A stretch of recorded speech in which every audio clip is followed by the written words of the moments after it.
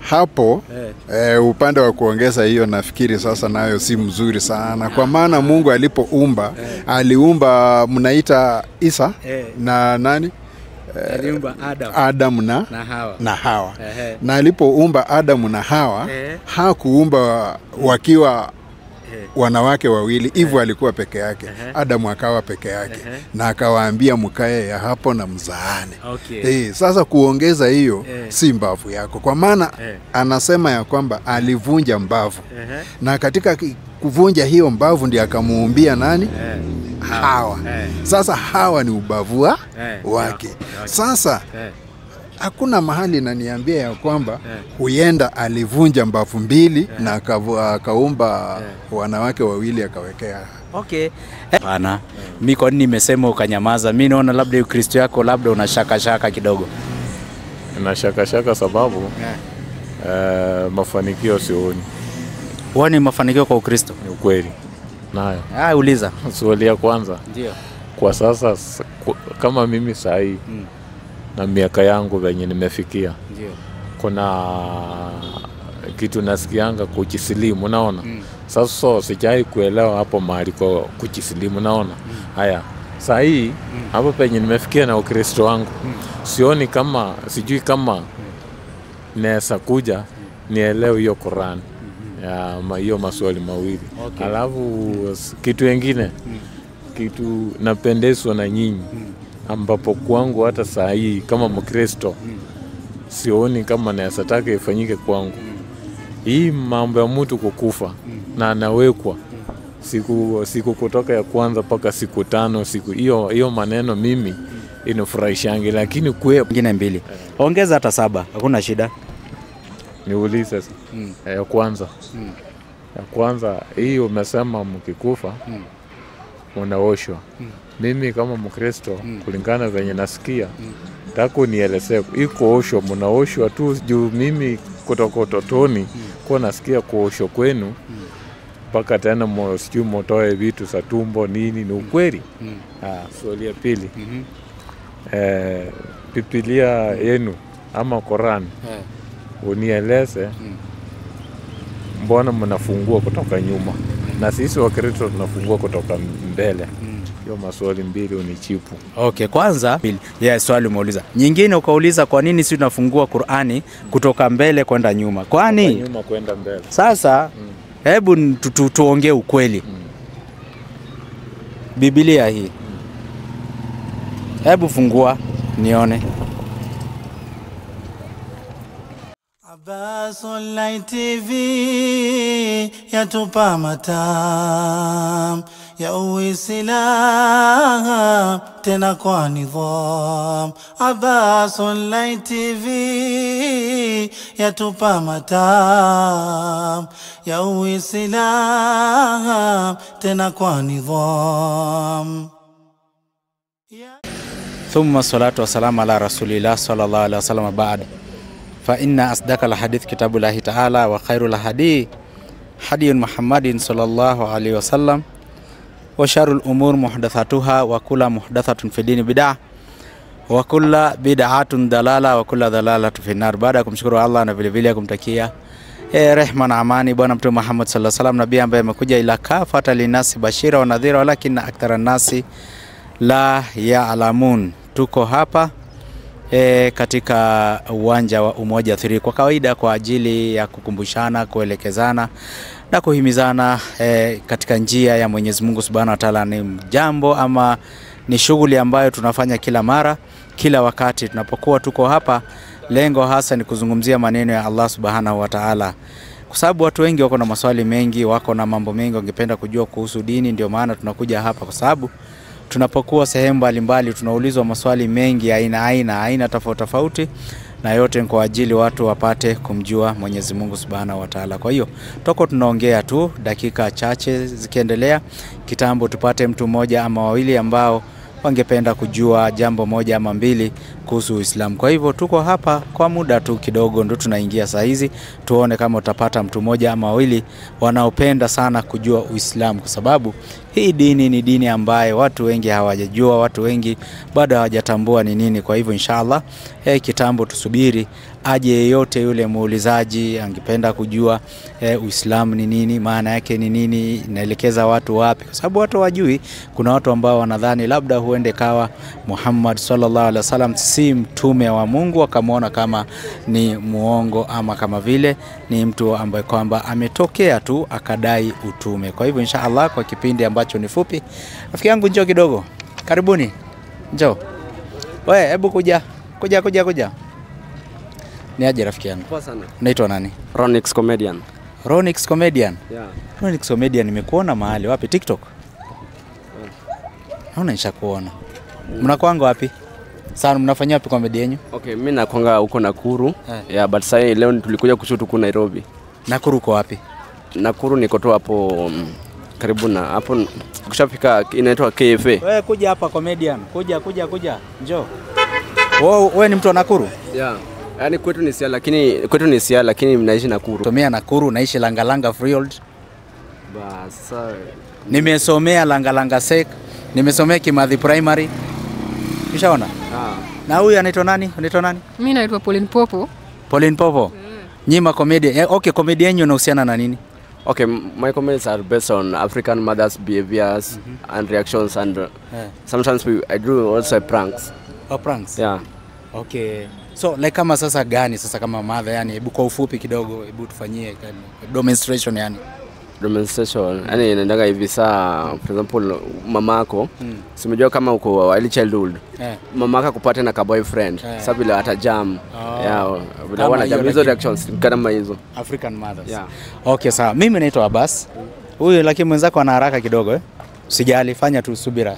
Dada, hebu njoo hapa kidogo. Mimi nina message nataka niwapatie ndio muende. Mkiota comedian ni kazi, si ndio? Si comedy ni kazi. Unajua kuna watu wanafikiri labda wewe ni kazi, labda uko daktari ama nini. Lakini ni kazi.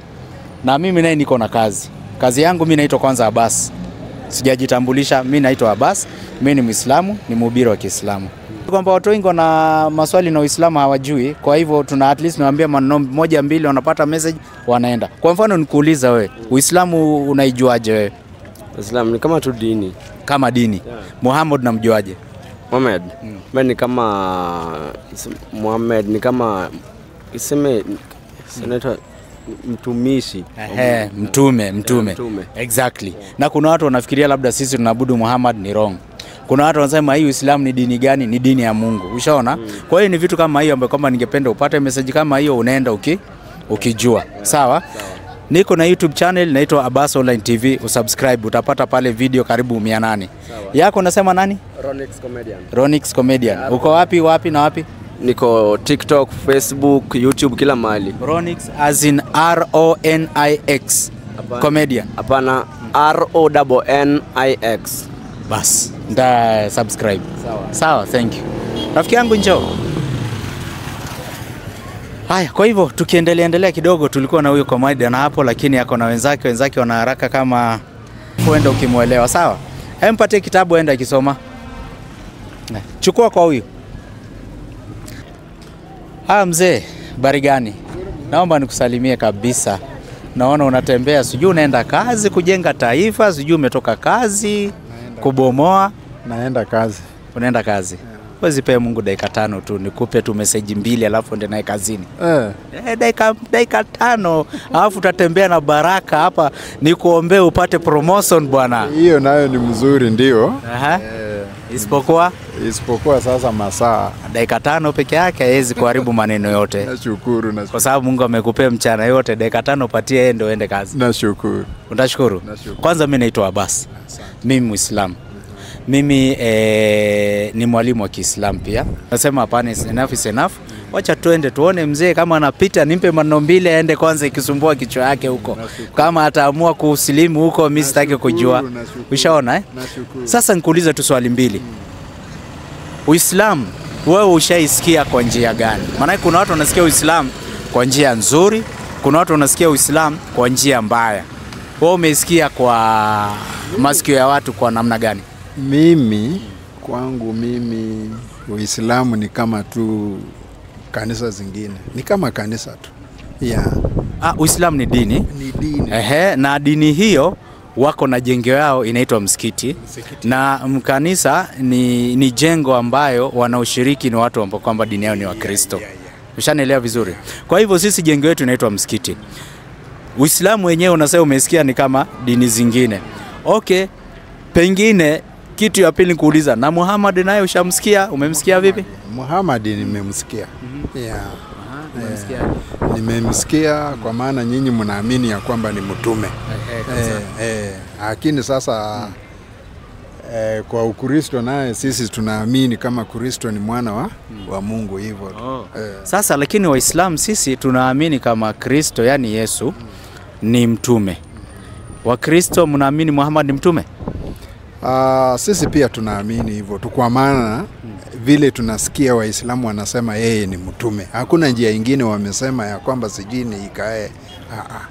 Okay. Sasa kama umesikia kwamba yeye ni mtume, wajua mtume Mungu anasema ukisoma katika Nyakati wa Pili 20:20 anasema ameleta mitume waaminiwe na kufuatwa. Sasa wewe kama muamini Muhammad ni mtume, mbona usimfuate kwa kuwa Muislamu? Nini nazuia mzee? Sema tu kweli, usiogope, wewe jiachilie. Hakuna kile kinazuia. Mbona usikuwe sahihi? Nikupe iko hapo kazi moja na kutosha. Pana bado, wakati bado. Wakati utafika. Acha nikwambie raha ya Uislamu. Sasa hiyo unaona ukakuwa Muislamu, kwanza Mungu anasamehe umri uko nayo, unakuwa umekula bonus. Mungu anafuta dhambi yote. Hiyo kwanza. Na kwa Ukristo afuti dhambi. Sasa ukiwa labda utaniambia, lakini mimi nakwambia sasa, yani saizi ulivyo, sasa mimi naamua sasa kuwa Muislamu sahihi. Kwanza Mungu anafuta dhambi yote. Pili anakupa ticket ya paradise. Wewe unakuwa ni mtu ambaye kwamba unajua kabisa mimi hata nikikufa paradise ninayo. Kwa sababu hapo ndio dini Mungu anasema ukiwa Muislamu hiyo utapata paradise. Bora ufanye lakini si atukue tu uitwe. Bora ufanye matendo mazuri. Ukiwa ni Muislamu ambaye matendo yake ni mazuri, hiyo paradise unafanyaje? Unapata. Kitu kingine tena ukiwa Muislamu, kama iko na mama watoto moja unaongeza 2, unaongeza 3 mpaka 4. Kama yanaumwa na kichwa unaenda huko ingine. Lakini unaona hapo upande wa kuongeza hiyo nafikiri sasa nayo si mzuri sana, kwa maana Mungu alipoumba aliumba mnaita Isa na nani? Aliumba Adam na Hawa. Na alipoumba Adam na Hawa hakuumba wakiwa wanawake wawili, hivyo alikuwa peke yake. Adamu akawa peke yake na akawaambia mkae ya hapo na mzaane. Sasa kuongeza hiyo si mbavu yako, kwa maana anasema ya kwamba alivunja mbavu na katika kuvunja hiyo mbavu ndiye akamuumbia nani? Hawa. Sasa Hawa ni ubavu wake. Sasa hakuna mahali naniambia ya kwamba huenda alivunja mbavu 2 na akaumba wanawake wawili akawekea. Okay. Hebu niulize wewe swali. Kuna mahali Mungu amesema kukuwa na wake wawili ama 3 ama 4 ni makosa? Si hatia. Kwa hiyo si hatia, tuseme kweli, kwa sababu kwa mfano mimi nakwambia, kwa mfano ni makosa. Yesu amezaliwa katikati ya kabila gani? Yesu. Wayahudi. Exactly. Waisraeli, tuseme Waisraeli, sio hao Waisraeli ni watoto wa Yakobo, si ni kweli? Yakobo alikuwa na wake wangapi? Yakobo. Wacha niende kazi, nitapata nafasi tukuje Sunday tuongee zaidi. Umeona hiyo maneno? Alikuwa na 4. Sasa kama ni mbaya, Yesu ametokea pale mbaya ujue. Ushanielewa vizuri? Kwa hiyo usiseme hii sasa ni mbaya, hiyo ni mzuri. Kama wewe unauma na kichwa, unaenda ile pale nyingine. By the way, haya Allah unamjua kulingana tu na imani ile ya Waislamu unakuwa nayo. Saa zingine huangi inanifurahisha. Hiyo nayo saa zingine huwa nafurahia. Unafurahia? Sasa siku gani utapata nafasi nikae na wewe chini tukunywe kahawa, chai, hata kama omena na ugali tutaitisa pale, tuongee maneno ya Mungu taratibu. Napitanga hapa saa zingine naona mkiwa hapa every Sunday, hata saa zingine Friday ama siku gani. Naona hapa. Sasa huanga nashindwa ni nini hao watu wanafanya. By the way, lakini ndio hiyo nimeshajua ya kwamba sasa kumbe ni huwa mnaenesha exactly neno la Mungu. Wewe rafiki yangu njoo, kuja. Kwa hivyo nashukuru. Sawa, mimi yangu naitwa Abbas. Wewe unaitwa nani? Sylvester. Asante sana bwana Sylvester. Sawa? Tutaenda kupigia. Rafiki yangu. Habari gani? Napita pale pole, naangalia hapa. Nikasema huyu roho yake anajiuliza ni nini inaendelea pale. Anataka ajua, anaona tena aende. Kasema acha nikuite. Nikueleweshe kidogo nini inaendelea. Usiende na dukuduku. Unajua Wakenya wafai kwenda na dukuduku. Hii dukuduku ndio inaletanga watu wanaenda kuandamana. Kwa nini imekuwa hivi? Si Wakenya tunakuwa hivi. Mimi naitwa Abbas. Wewe unaitwa nani? Felix. Mimi ni Muislamu na napenda na najivunia kuwa Muislamu. Na wewe? Mimi ni Mkristo. Unajivunia kuwa Mkristo? Ndio. Hapana. Mimi kwa nini nimesema ukanyamaza? Mimi naona labda Ukristo yako labda una shaka kidogo. Na shaka sababu mafanikio sioni. Huoni mafanikio kwa Ukristo? Ni ukweli. Sasa hapa katika Uislamu iko mafanikio mengi. Mbona usikuwa Muislamu? Unajua ni mwelekeo. Ukipata mwelekeo sasa ndio unaweza decide amua.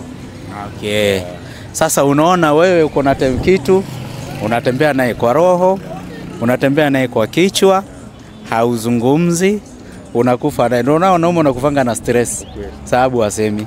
Lakini unaposema at least mtu anajua huyu rafiki yangu kumbe anatembea hako na tatizo hili na shida hii.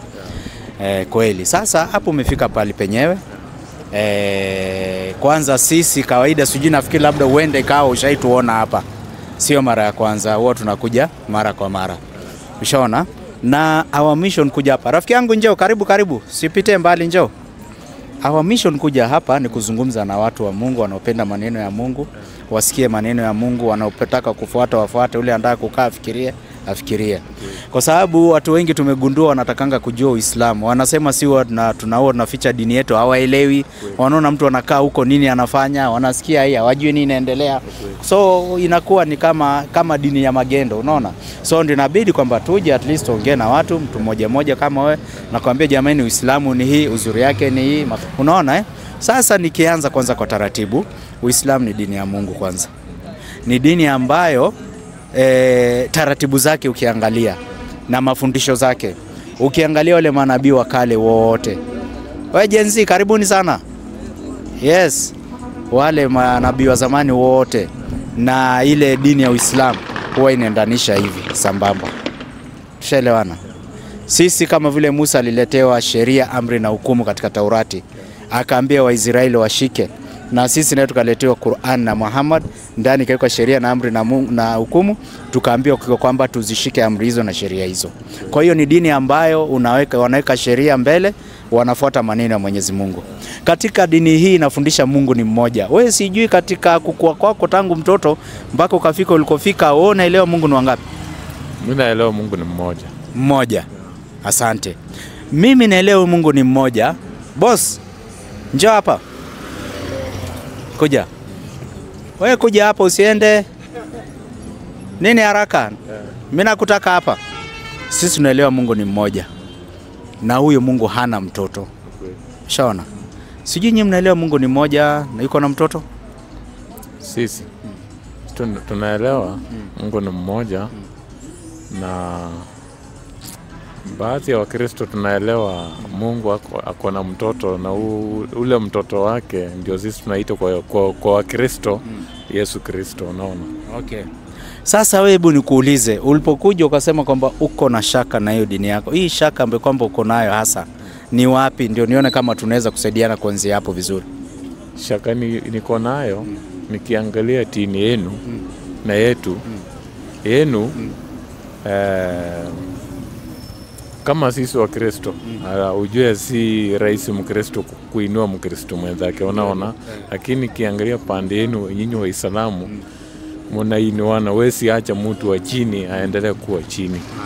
Ndio sababu na kuanga na hiyo difference. Kweli. Hapo naye ni kweli, ni katika mambo na taratibu ambaye dini yetu inafundisha. Kwa sababu gani nitakwambia? Kijana, chezea kule kando Kwa sababu gani nitakwambia? Kwa sababu katika Ukristo kuna shida moja ambayo ndio advantage katika Uislamu. Katika Ukristo wao wanachukua sadaka wanapelekea pastor. Tushaelewana? Katika Uislamu wewe unachukua sadaka, unaangalia ni nani anafaa ambaye maisha yake iko chini anahitaji hii sadaka zaidi, ndio unapatia huyo. Ndio ule ambaye kwamba hana. Ndio mafundisho sahihi. Hii mafundisho ya kuchukua sadaka na kupelekea pasta mwenyewe ako na gari, ana manyumba, ana kila kitu, anaongeza magari na kila kitu, sijui ni mafundisho yametokea wapi. Na hiyo ndio kitu ambacho kwamba inawakandamiza nyinyi. Unaona? Lakini katika Uislamu sadaka tunatoa, but unapea ule mtu ambaye anahitaji hiyo sadaka. Na ndio kazi ya sadaka. Kazi ya sadaka ni kusaidia ambaye kwamba yuko chini aje wapi? Kuja juu. Exactly. Ukweli. So hiyo ndio moja katika. Na shaka nyingine unaye ama ilikuwa ni hiyo peke yake? Mimi kivyangu personal hiyo shaka ndio naonanga kati ya Wakristo na Uislamu. Yeah. Sasa unaonaje basi uwe Muislamu kwa katika njia sawa, njia ambaye nikipata ndugu unasema unaitwa nani? Felix. Ambaye nikiona Felix uko chini ni muinua kuja jua kuwe kama mimi akae maisha mazuri, unasemaje? Kuwa Muislamu sasa ni free. Sasa unaweza kuwa Muislamu lakini unajua ndio nilikuambia mwanzo ukikaa ama tokae unielezea utaratibu wenu kukuwa Muislamu ndio ni decide, sababu ujue kuna venye mtu akikua ama mtu akikua ama kwa matembezi iko sawa ama kwa matembezi ama kwa hali ya maisha kuna venye unasikia Uislamu wako 1 2 3 na Wakristo kuna venye unasikia Wakristo wako 1 2 3. Sasa ukikaa ama tupatana kama na wewe hivi unifundishe hivi venye ulisikia iko hivi. Exactly. Na mimi ama mimi kama nataka ukuja huko Kristo nikuambie iko venye ulisikia kwa Kristo iko hivi. Sasa ndio utakuwa nimeelewa ndio ni decide nitaamua, unaona? Okay. Yeah. Basi ni vizuri. Sasa kitu ambacho kama utafanya kwanza hii akili yako na empty sahi. Wewe kwanza sasa si Muislamu, wewe si Mkristo. Kwanza weka akili flat. Pili ndio tusaidiane vizuri, tuwe equal, tuwe draw. Labda sasa uniuliza katika zile mambo ambayo kwamba unaisikia katika Uislamu, je ni hivi? Alafu mimi nikujibu, je ni hivi ni sawa ama si sawa, ama kama kuna makosa nikuelekeza katika njia sawa. Mfano swali kama ya uungu, sisi tunaamini Mungu ni mmoja anaitwa Allah. Je ni Mungu wa kweli? Kwa sababu kuna wengine wanasema Allah si Mungu wa kweli, ni jiwe. Si kweli. Shaona? Kuna watu wasema labda Waislamu wanaabudu Muhammad. It's not true. Waislamu waabudu Muhammad. Muhammad is a prophet of God. We cannot worship a prophet tuachane na Mungu. Ushaona? Kuna sisi tunaswali kwa kuweka kichwa chini. Watu wengine wanasema kwa lazima kuweka kichwa chini ndio Mungu asikie maombi. Ushaona? Mambo kama hayo. Lakini ukweli ni kwamba ni taratibu, kwa sababu kila kitu kina taratibu. Mfano, wewe ukienda shule kuna taratibu ya shule. Si ni kweli? Ukiingia university kuna taratibu yao. Ukienda police station kuna taratibu. Ukiingia kwa kanisa kuna taratibu. Ukienda kwa soko kuna taratibu, na pia kwa Mungu katika ibada kuna taratibu ya kuomba ambaye amesema kwamba watu wakiabudu waweke kichwa chini wamsujudie.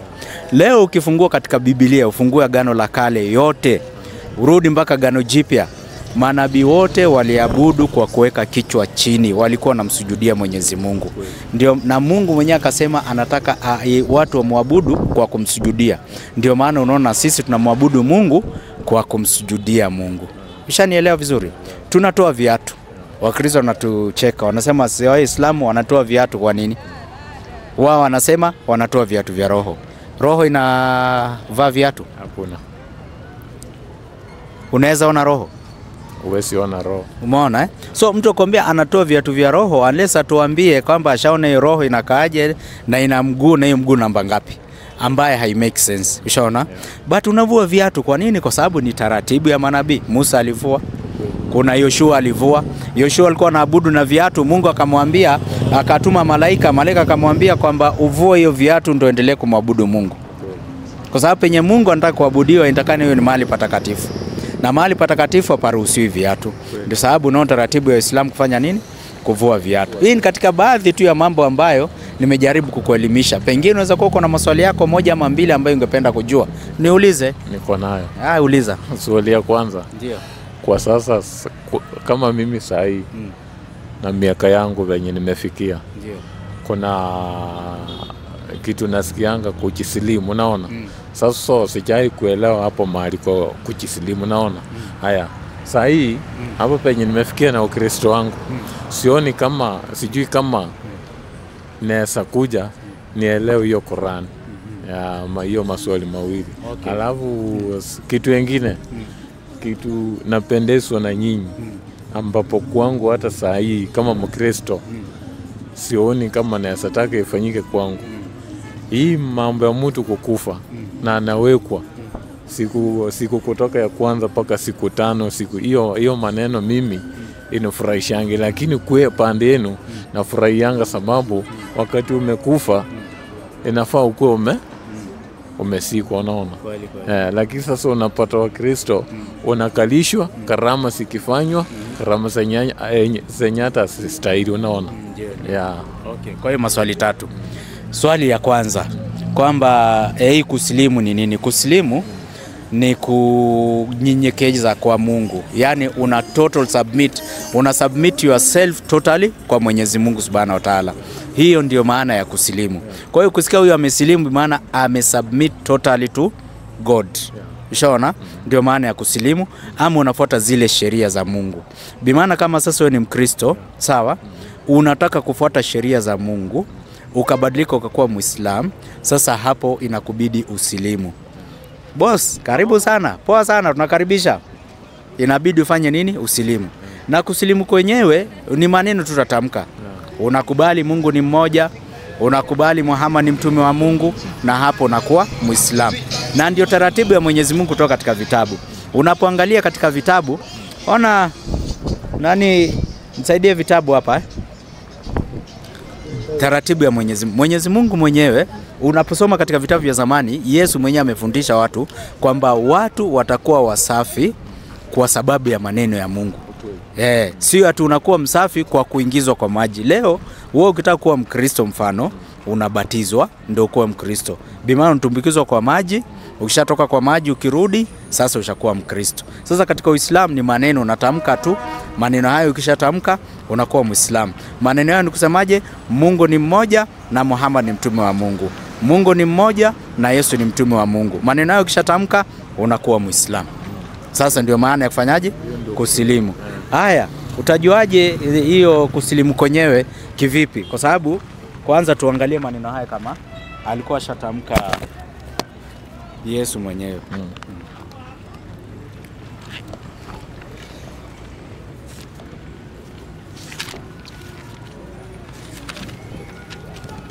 Umeona hapa?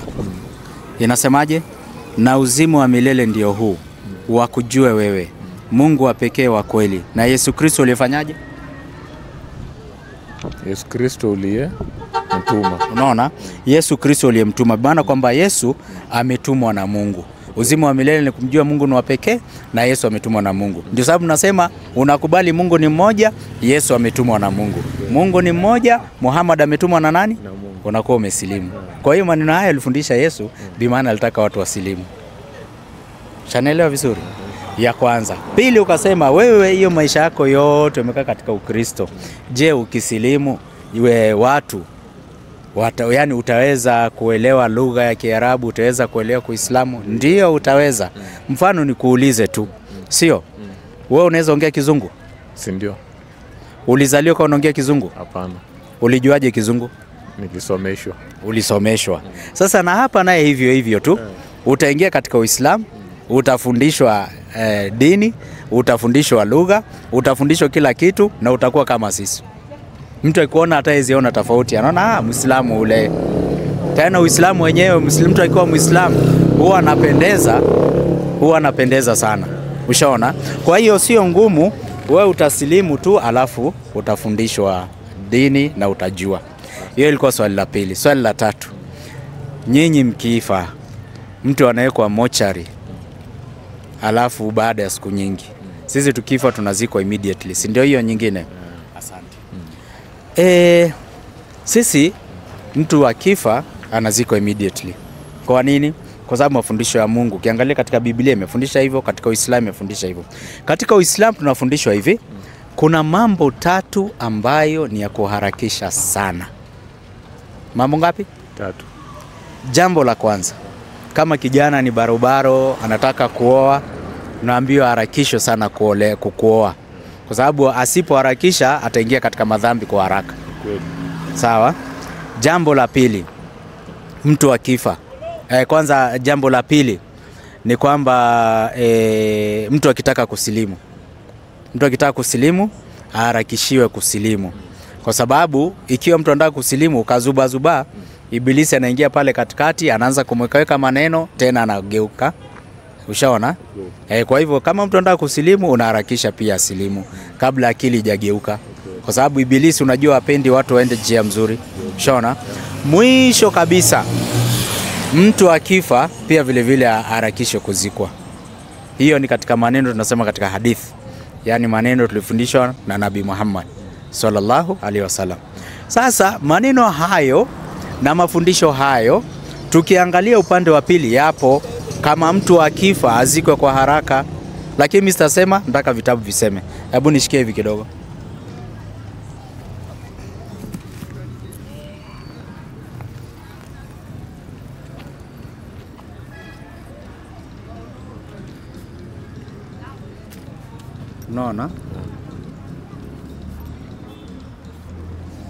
Naona 9 tunaenda 36. Kwanza mtu akifa kuna taratibu ya kwanza tunafanya. Sisi kwanza huwa tunaosha mtu haraka. Mtu akifa tunamuosha. Sawa? Hiyo ndio kitu ya kwanza tunafanya. Haya, ukisoma pasema na mwanafunzi mmoja alikuwa kwa Yafa. Hii ni Matendo 9:36. Jina lake Tabitha. Tafsiri yake ni Dorcas, yani paa. Mwanamke huyu alikuwa amejaa matendo mema na sadaka alizozitoa. Ikawa siku zile akaugua, akafa. Aliugua akafanyaje? Akafa. Hata walipokwisha kumuosha wakamweka rufani. Yeye alipokufa tu hivi, the first step kabla ya kila kitu alioshwa. Ndio maana sisi Waislamu tu akifa tunamuosha, kwa sababu hata Biblia inasema alipokufa alifanyaje? Alioshwa. Nyinyi mtu akifa kitu kwanza mnafanyaje? Kupeleka mochari. Hamumoshi. First thing anapelekwa mochari. Kama alikuwa na madamu zake, mochari. Kweli. Hata siku ile atakuwa anatolewa pale, ndio nyinyi mnalipia sasa labda aoshwe. Tena anaoshwa na brush huko, wale watu wa maiti wanakaa hapa. Yeye anaoshwa kule mbali, milioni 100. Hata kama bibi yake alikuwa na yeye anakaa mbali aoshwe kule na watu wa mochari. Kweli si kweli? Kweli. Sasa sisi wanaomuosha ni watu wake wa karibu. Kama ni mama anaoshwa na mama wenzake. Kama ni mwanaume anaoshwa na wanaume wenzake, wale wa karibu wa nyumba yake. Mama karibu sana. Unaona? Watu wake wa karibu ndio wanafanyaje? Wanamuosha. Baada ya kuosha ndio sisi tunapeleka kufanyaje? Kuzika. Sasa hii unapata katika Matendo 5:5. Baada ya kuosha. Matendo hiyo. Nasema Anania aliposikia maneno haya akaanguka. Akafa. Hofu nyingi ikawapata watu wote waliosikia haya.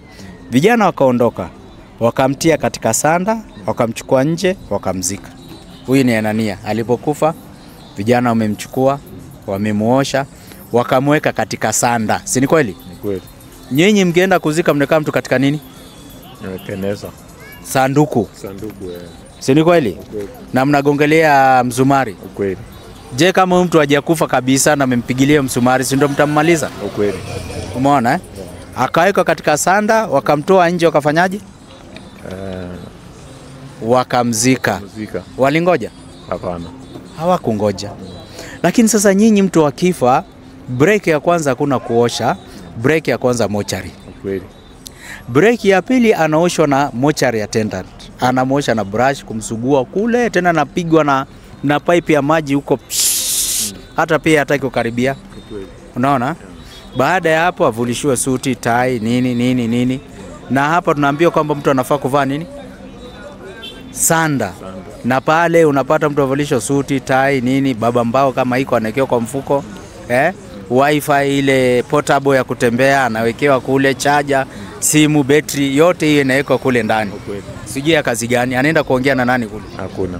After hapo alishavalishwa hiyo, anawekwa sanduku inapigiliwa mamawe. Ndio anaenda kuzikwa. Tena itazikwa baada ya mwezi. Kwingine unapata watu labda kwa hiyo familia wako na njaa, wako na shida. Unaona? Wanapata taabu ya kulisha watu katika nyumba, katika boma. Majonzi yanajaa katika boma. Kwa hiyo inaleta ile picha mbaya, inaleta athari mbaya, watu wanazidi wakihuzunika na pia inaleta hasara. Wewe unapata kwamba pia mazishi aina hiyo ya kukaa kama mwezi inaleta gharama mingi, ama ni uongo? Ukweli kabisa. Mnatumia mpaka pesa ngapi? Sasa ujue kama mko na uwezo, mnaharibu pesa mingi, mamilioni. Unaona Na hata kama hamna uwezo, tena yani mnaongeza taabu kwa wengine. Unaona? Yaani kama mna uwezo mnaharibu mamilioni. Kama hamna uwezo taabu mnapeleka watu wengine. Bimaana watu wengine mnaanza kuchangisha hata mwezi mzima. Si ndio? Sasa hiyo ni shida ambayo mnaekea watu. Wewe unaonaje hiyo pesa ya kuchangisha badala ya kwenda kuzika mtu mmoja, huyu mtu labda kuna watoto na ile familia iko na shida, uwachangisha ile pesa, uwapatie ule mama ambaye ni mjane na watoto ambao mayatima, itawasaidia ama iweze wasaidia? Haitawasaidia. Haitawasaidia kwa nini? Ujue hiyo pesa kwanza, huyu venye amekufa already amekufa kwa kukosa pesa, unaona? Nasema hivi, watu wachange pesa. Hiyo pesa badala ya kuzika huyu, sawa? Wachukue hiyo pesa, wape ule mama mjane, wape wale watoto mayatima. Hiyo pesa itawasaidia ama iwezi? Kama hajazikwa ama kama hajazikwa, yani badala yeye kuzikwa na gharama kubwa, azikwe na gharama ndogo kama Waislamu. Kama sababu si Waislamu, unaweza tumia hata 3,000 peke yake kuzika tu. Unaona?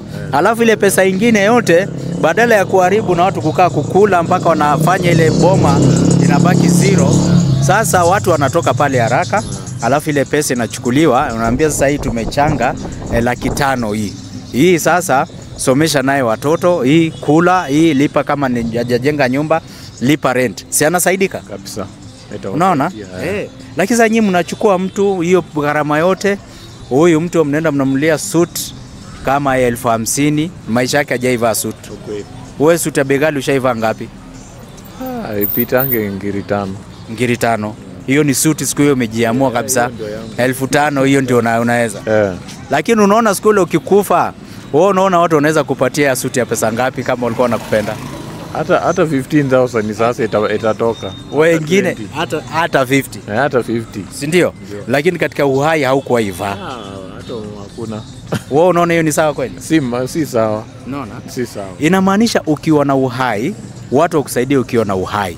Kwa sababu utaona saa hiyo ndio utavalishwa suti ya 50,000, utavalishwa saa ya 10,000, utavalishwa viatu ya bei ghali 15,000. Unaona? Na kila kitu, shati nini, everything ya bei ghali. Ushaona?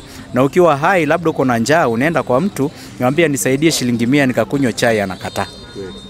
Kwa hiyo vitu kama hayo haisaidii, inazidi kungandamiza watu, inazidi kudidimiza. Ndio maana unaona sisi nini yetu ni haraka. Majonzi kama hayo tunatoa katika boma haraka, na tunatoa uzito ili kwamba mtu ambaye kwamba anakaa wale family wasikuwe na majonzi, na kama kutakuwa napatikana chochote waweze kujisaidia. Hivyo ndio sawa. Iko sawa. Ushaona lakini sasa usingoje kwamba wewe kama sasa suti yako 5,000, wewe kwa 5,000, mimi yangu hata ni 3,000 tu. Watu wanavaa bei ghali kunishinda. Ushaona? So hiyo nafikiri ni maswali nishakujibu, shanielewa mabado. Niko na nyingine 2. Uko na nyingine 2. Ongeza hata 7, hakuna shida. Niulize sasa. Ya kwanza. Ya kwanza hii umesema mkikufa unaoshwa. Mimi kama Mkristo kulingana venye nasikia, tako nielezee iko osho, mnaoshwa tu juu mimi kutoka utotoni kwa nasikia kuoshwa kwenu mpaka tena sijui motoe vitu za tumbo nini, ni ukweli? Swali ya pili. Biblia yenu ama Qur'an unieleze mbona mnafungua kutoka nyuma na sisi Wakristo tunafungua kutoka mbele? Hiyo maswali 2 unichipu. Okay, kwanza yani ukisema kutolewa vitu za ndani ni kama vipi? Anapasuliwa ama? Ati anapasuliwa, ni kukamuliwa, anapasuliwa nini? Sasa si kweli. Kwanza Waislamu hawapasui mwili. Na hata serikali ya Kenya inajua hivyo. Waislamu ziko na kila kitu yake. Labda aoshwe tu na kutolewa uchafu basi. Sababu mtu zakuwa amekula labda kuna uchafu, mambo kama hayo peke yake. Ushaona? Lakini kupasuliwa atolewe kitu chochote, hiyo hakuna kitu kama hiyo. Sawa. Pili, Mkristo akifa anapasuliwa, anatolewa vitu ama hapana? Akiwa moja nasikianga anapasuliwa. Si unasikianga, ni lazima. kule ni lazima inatolewa vitu viungo. Wewe unaenda ukiwa nusu, uende ukiwa kamili. Zinatolewa vitu, moyo, sijui nini, sijui kutengeza dawa, sijui kufanya nini.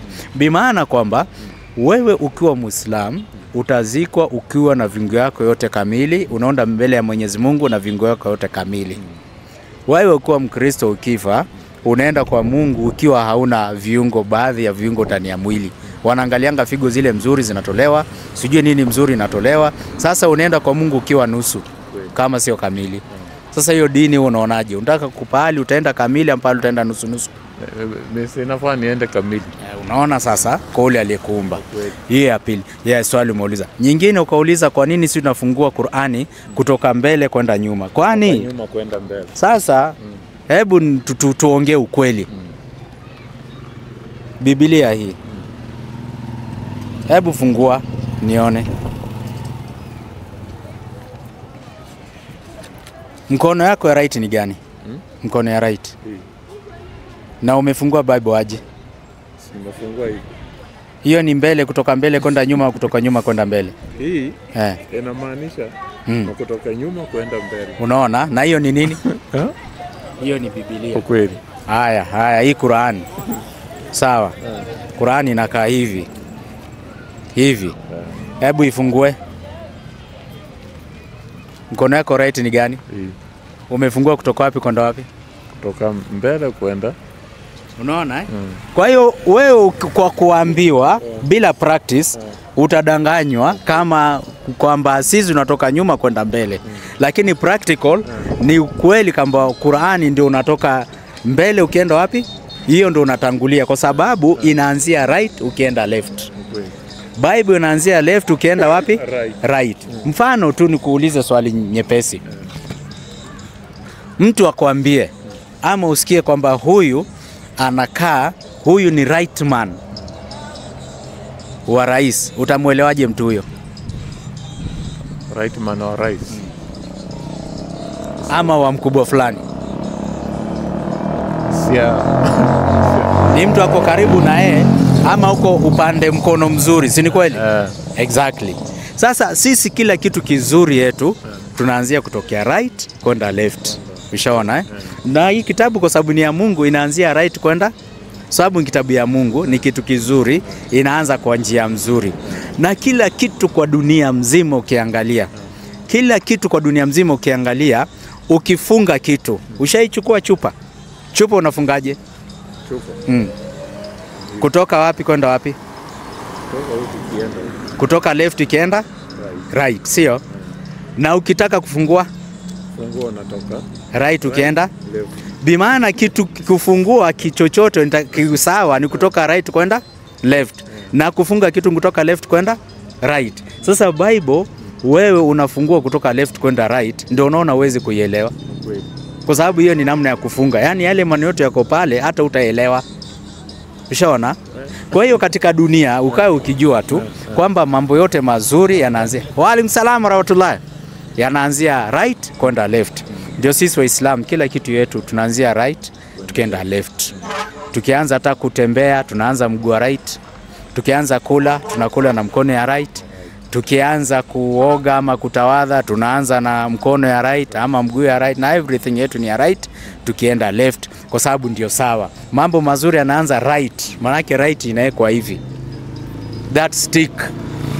Kwa hiyo Qur'ani inaanzia pahali tick, lakini Bible inaanzia pahali x. Sasa ukiingia kule maneno yote yatakuwa x.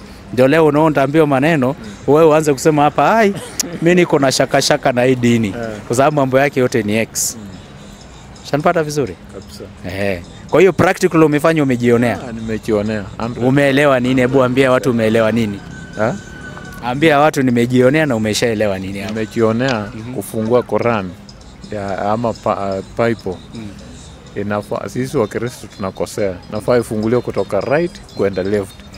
Sisi wa Kristo tunafungua kutoka left kwenda right ambapo hata unafunika. Hakuna kitu uta understand hapo. So hapo nimeelewa 100%. Shaona hayo maswali mawili nimeyajibu. Ni nini umeelewa, nini haujaelewa? kulingana na maswali yangu yote nimeridhika nayo na nimeelewa. Ushaelewa. Sasa kama ushaelewa, step ya pili inafaa sasa usilimu. Kwa sababu nimeelewa kila kitu, ili sasa nijue ushaelewa. Sasa silimu maana mimi nimeuliza maswali, nishaelewa, nimeona iko sawa. Sasa ni kuamua. Unasemaje wewe Muislamu? Sasa kwa kuamua kwa kusema ukweli. Sasa venye nimeelewa kila kitu na nimeelezewa. Sasa lazima tena nitafakari. Kisha tafakari nikipata jibu nitaamua. Okay. Kwa hiyo sasa nikupe time kwanza utafakari kidogo. Nipe time kwa sababu kulingana na miaka yangu na hapa penye nimefikia na Ukristo, already niko na familia inajua mimi ni Mkristo, niko na wazazi wanajua mimi ni Mkristo. Sasa mimi kwa uamuzi wangu kuwa Muislamu, kwa heshima yangu lazima nione venye nitaona convince ndio mimi nichukue uamuzi yangu ya pili. Sasa hapo mimi nitakupinga kwa sababu wewe ungeamua, ukishaamua uambie umesilimu. Hakuna kitu shaifikia katika hii dunia ati mtu anataka kusilimu aende kwa family awa convince wakuwa Waislamu ama wamkubali ndio aingie. Hiyo kitu haitawezekana. Yesu mwenyewe alifundisha kutoka katika Mathayo 10:34, anasema adui wa mtu ni wale walioko nyumbani mwake. Kwa hiyo wewe tayari unaenda kwa maadui zako kule ati kuwapatia idea yako. Wewe una expect ni nini? Hawezi kukubali mazuri. Hawezi kukubali. Wanakuambia hakuna. Hiyo sasa ndio sasa umepotea. Ushaona? So the best thing unafanya, kwanza unaamua, unasilimu. Ukishasilimu sasa unaenda kuambia jameni, nimekaa nimeona uamuzi huu na baada ya kuona hivi nishaamua kuwa Muislamu. Sasa anataka kuwa Muislamu anifuate, yule ambaye kwamba hataki basi ni sawa, lakini utanipa muda kidogo kivyangu nikatafakari. Haya, mimi nitakupa muda, sio kidogo hata sana, utafakari uamue vizuri. Lakini tu kitu nitaomba tu namba yako ili kwamba at least tunaweza kupata kuwasiliana. Nipate labda uamuzi wako tuone ushafikia wapi. Sio? Niweke hapa hivyo namba yako. Alafu tutakaa tena mahali tuongee, kama kuna maswali mengine zaidi basi utakuja kuniambia. Ni sawa Unasunguka kuiweka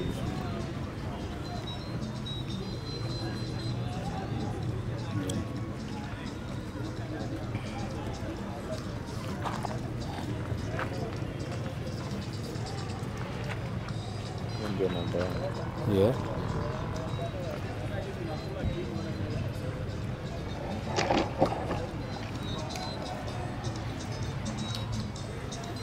Ndio. Ni save nani? Felix.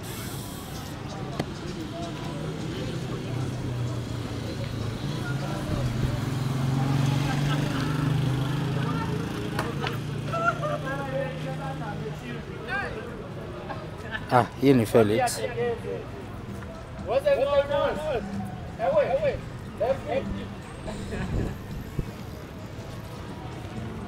Ndio 0708 279780.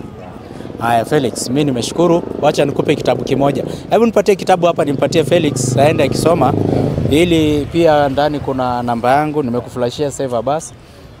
Unaweza pia kunifuatilia katika YouTube channel ukaangalia, ukapata video zingine extra upate kuziangalia. Nafikiri sina nini? Sina credo. Hii ni kitabu ambayo hebu ishike hivi. Hii kitabu ni kitabu ambayo inazungumzia Is Muhammad sallallahu alaihi wasallam the spirit of truth. Hii ni maswali ambayo ni maswali ya juu, iko juu. Kwa ndani nimeelezea kwa urefu Muhammad ni nani. Maana kuna watu ambao Muhammad hawajijua ni nani. Kwa mfano hujaniambia Muhammad umemuelewa kama nani wewe? Muhammad. Muhammad mimi nimemuelewa kama Mungu nikikuja pande ya Uislamu.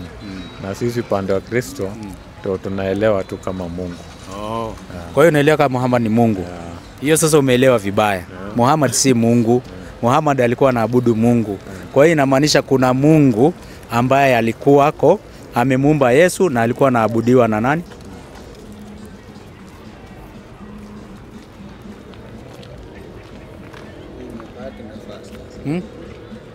Umekata kidogo. Ushasikia? Kuna Muhammad ambaye alikuwa anaabudu alikuwa anamwabudu Mungu.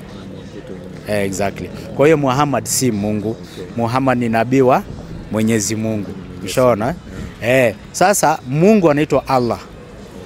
Huyo Allah ni neno ambalo kwamba la Kiarabu. Hajawahi onekana, hana mtoto, ndio ameumba mbingu na ardhi, ndio ananiruzuku mimi, ndio anakuruzuku wewe. Ndio anakuangalia hata kama unaenda kwa kanisa.